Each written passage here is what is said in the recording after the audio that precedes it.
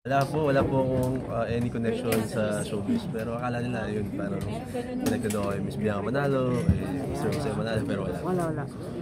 Ilang years ka na sa industry po. Ngayon, going 5 years na po active. Talaga? Kasi nung pandemic po ako talaga naging active. First ever project ko po was Broken Marriage Vow, 2021. Oo. Ano mo doon? Kapatid po ni Kuya Zanjo. Teka, iniisip ko. Saan ka doon? Anong eksena mo doon? Sinubaybayan ko yun eh. Ako yung parang lalaglag minsan kay Kuya Z, kay Miss Jody. Mabait ka. Bad kasi Sanjo din eh. Okay. 5 years. Paano ka na-discover? Discover po ako nung nag-viral po yung grad photo ko kasi kumalaw din po ako sa Lasal. So matagal na yun. Yung nakita ko ulit ngayon. May lumabas eh. Po, yun. Matagal na po yun. Nag-viral po yun. Pinatawag po ako ni Miss Louie. Pina-meeting po with Star Magic. So nagdire-diretso na. So ilang taon ka na ngayon? 27.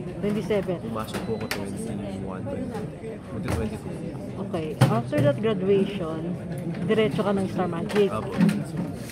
Ang tagal nun, wala kang ibang naging work. Nag-model din po ako. Modeling. Nag-content din po ako, content creation. Parang pinagsabay-sabay ko po yung tatlo, acting, content, and pag-model. Hindi mo na-practice yung natapos mo? Siguro sa the way I present myself, kasi yung course po advertising. So advertising. How you present ikaw yung brand. Audience, how you brand yourself. Okay, ikaw yung brand. Okay. Sa pagpasok mo sa PBB Collab, decision mo or na management? Ako po, nung kasi with Star Magic naman po kasi, tatanungin ka po talaga nila kung gusto mo bang gawin, kung willing ka ba.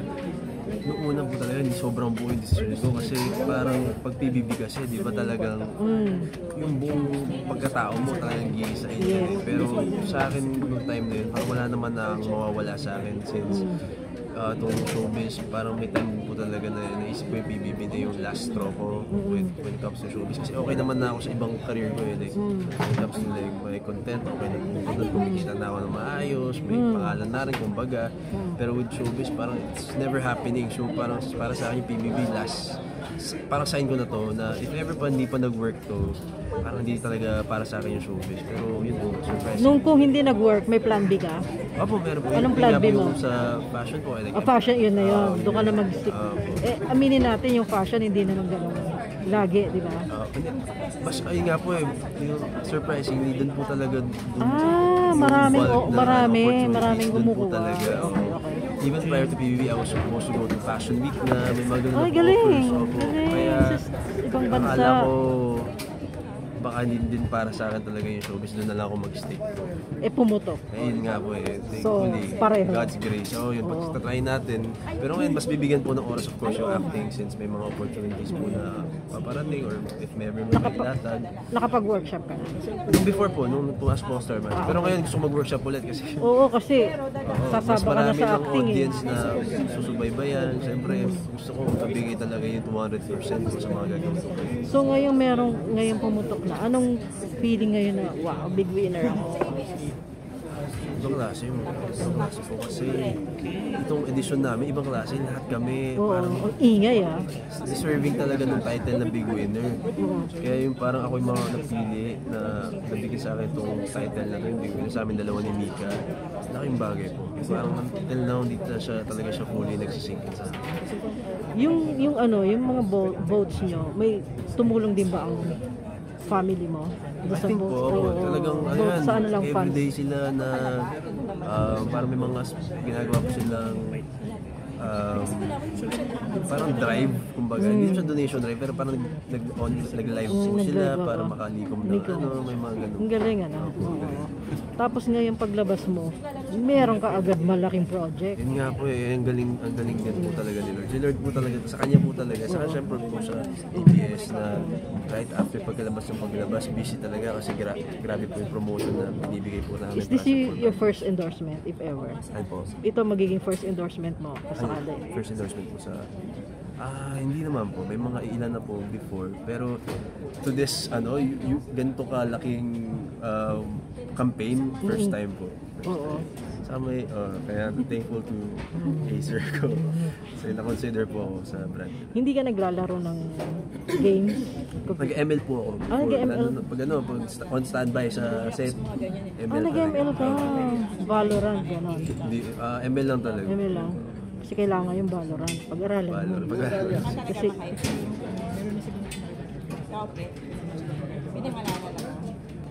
So ngayon, nakuha mo na ba yung prize mo, di ba? Hindi pa, pero yung price po, i-donate din po namin kasi siya sa charity eh. Kaya hindi ko rin talaga siya mahawa. Oo. Anong charity? Duyan ni Maria po sa Mabalacat, Pampanga. Yun po yung parang may task po kami kasi sa loob ng bayan ni Kuya na nilaban namin yun. And kami po yung naging kulelat doon sa task. So parang kami po yung pinakamababang na donate doon sa charity. So pre-namis po talaga namin, nasa loob pa lang kami, na yung originally 150k lang yung highest po kasi 150k. So kahit hindi kami manalo or anything, yung 150k talagang tatapatan po namin. Pero yun nga, sa blessing ni Lord, nakuha namin big winner. So naisip namin sa kanila namin bigay. Sino bang love team mo dito? Nag-rate ako kanina. Wala po. Parang parang karibal isa sa mga karibal po ni... Mas okay ba sa'yo may love team o wala? Solo-solo? Ako, hindi naman po kung whatever works. Kasi dun sa first serie mo, wala, di ba? Kaya mo, tumayo ka, di ba? Sa akin, okay sa akin kung meron or wala kasi para sa akin yung show ko talaga, it's all about collaboration. So, if yun yung tingin ko perfect for a project. If you're going to choose, sinong gusto mo? Ako, kahit sino po. Kahit sino? Wala naman ako dyan sa agent. Sige. Brento, sanay ka na sa popularity na meron ka ngayon. Hindi pa. Ito ngayon ang daming camera na nakatutok sa akin, parang nakakagulat. Kasi before, maggaganto kami, mediacon, parang usually isang tanong lang, pero ngayon dami-dami. Isang tanong lang dati. Naalala ko pa naman sa tanong white. Hindi ka ba na-offer? Lalo na nung yung paglabas po na pagbukas ng video night, nung nakita ko yung pangalan na grabe ganito marami na yung sumusuporta kasi before pag may mall show po kami o mga ganito parang isa, dalawa o 10 na yung pinakamadaming makikita ko pero ngayon hindi po yung nagmamahal sa aming mga housemates kaya yung mga Nabanggit mo sa isang post mo na pagod ka, pero yung masaya ka dun sa pagod. Can you elaborate? Pinagdadasal ko yung dati. Before, parang nakita ko yung mga artista na, ito, Lagare. Sabi ko sana one day masabi ko yun na, Lagare ako, meron pa ako sa Iguay mamaya. Guys, una na ako. Kasi ngayon na nangyayari na siya. Sobrang pagod. Wala na nga ako kami halos tuloy yung eyebags ko ngayon lang lumitaw na. Pero ibang klaseng pagod. Yung pagod na parang maiiyak ka sa tuwa. Did you expect to win? Kasi parang kayo yung last thing na parang unexpected. Sobrang gets ko rin po yung mga sasabi ng iba na hindi nila na-expect na ako personally, I didn't see myself winning kasi first time po para sa introvert mananalo sa PBB kasi most of the time po talaga yung mga nananalo, yung kuwela, yung talagang yung kwento, sobrang maraming pinagdaan sa buhay. And personally, I really grew up na may konting problema, may mga struggles, pero mas nangibabaw talaga yung magaganda nangyari sa akin kaya hindi ko siya in-expect ever na people would resonate with me. Malaking factor na ang daming sumuporta, even sila, yung mga kaibigan Ni Mika po. Ni Mika, mga influencer, Ganun ko po nakita na sobrang mabuting tao talaga si Mika na parang yung mga kaibigan niya, ibigay talaga ng todo-todo para lang mapakita yung suporta. Doon, I think that's a good clue on how good of a person Mika is. how's your relationship na with your co-housemates? Especially, nagkaroon kayo ng iringan before ni Kira, di ba? Yung barahan ninyo. Kamusta na kayo ngayon?